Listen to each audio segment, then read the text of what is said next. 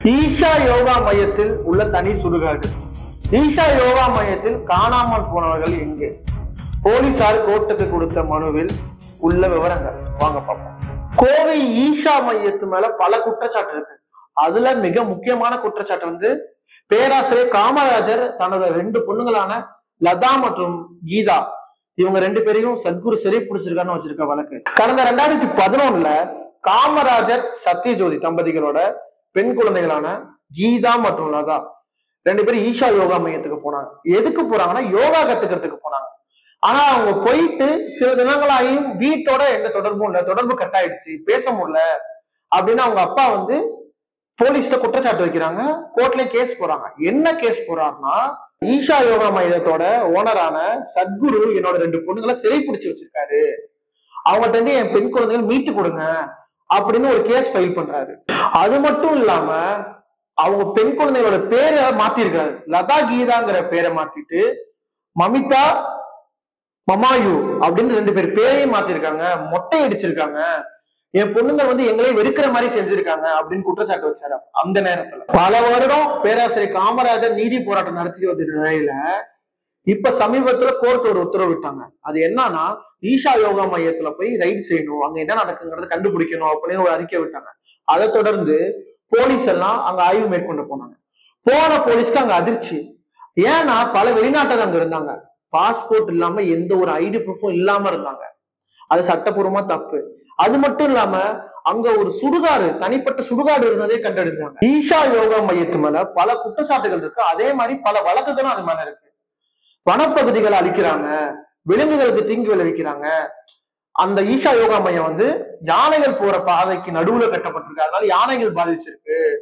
அப்புறம் அங்க உள்ள பொதுமக்கள், சுற்று வட்டாரத்தில் உள்ள மக்கள்கிட்ட அந்த இடத்த வாங்கியிருக்காங்க. இந்த மாதிரி பல வழக்குகள் இருக்கு. அந்த சிவன் சிலை இருக்குல்ல, அதுவும் இவ்வளவு ஹைட் பர்மிஷன் இல்லாம கட்டப்பட்டது அப்படின்னு சொல்லப்படுது. ஈஷா யோகா மையத்துல ஈஷா அறக்கட்டளைக்கு கீழே பணிபுரிகிற சரவணமூர்த்தி அப்படிங்கிற ஒரு டாக்டர் அங்க உள்ள பல சிறுமிகள்கிட்டையும் பெண்கள்கிட்டையும் பாலியல் அத்துமீறல ஈடுபட்டு இருக்காரு. அதனால அவர் மேல வழக்குகள் பதிவு செஞ்சு போக்சோவும் அவர் மேல இருக்கு.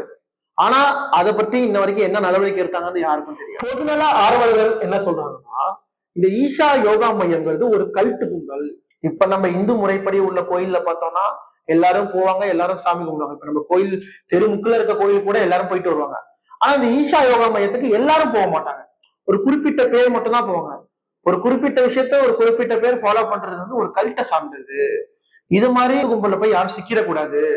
இப்ப நம்ம காமராஜர் அவங்க 2 பெண்ணுங்களையும் அனுப்பி இப்ப ரொம்ப வேதம் பண்ணிட்டு இருக்க மாதிரி யாரும் பண்ணக்கூடாது அப்படின்னு பொதுநல ஆர்வலர்கள் சொல்றாங்க. கோர்ட்ல லதா மற்றும் கீதா 2 பேருமே ஆஜராகிறாங்க. அவங்க கேஸ் நடக்குது. கேஸோட முடிவு என்னன்னா, ஜக்கி வாசுதேவன் மேல எந்த ஒரு குற்றச்சாட்டும் இல்ல, அவங்க 2 பேரும் தன்னோட விருப்பத்துலதான் அங்க இருக்காங்க அப்படின்னு சொல்லி இந்த வழக்கத்தோட ரத்து பண்ணிட்டாங்க. இந்த வழக்கு நடக்கிறப்பயே அந்த பெண்கள் 2 பேரும் அவங்க அப்பாவை உரிமையில பேசியிருக்காங்க. இதுக்கு பேராசிரியர் காமராஜர் என்ன சொல்றாங்கன்னா, சொந்த பொண்ணுங்களே என்ன நீவா போங்குது, வாடா போடான்னு சொல்லுது. அப்ப ஈஷா யோகா மையத்துல அந்த அளவுக்கு மூளை செலவு செஞ்சிருக்காங்களா? சொந்த அப்பாவே உரிமையில பேசுற அளவுக்கு மூளை செலவு செய்யப்பட்டிருக்காங்க என் பொண்ணுங்க அப்படின்னு சொல்றாரு. இந்த நிலையில கோர்ட்டோட ஆர்டரை மதிச்சு போலீசார் அங்க ஆய்வு மேற்கொண்டிருக்காங்க ஈஷா மையத்துல.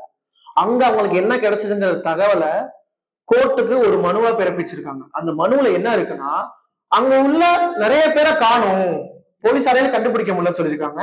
அதே மாதிரி அங்க உள்ள பார்மசிஸ்ட்ல எக்ஸ்பிரியான மாத்திரைங்க நிறைய இருக்குன்னு சொல்லியிருக்காங்க. எக்ஸ்பிரியான மாத்திரையை வச்சு என்ன பண்ணுவாங்கன்னு தெரியல.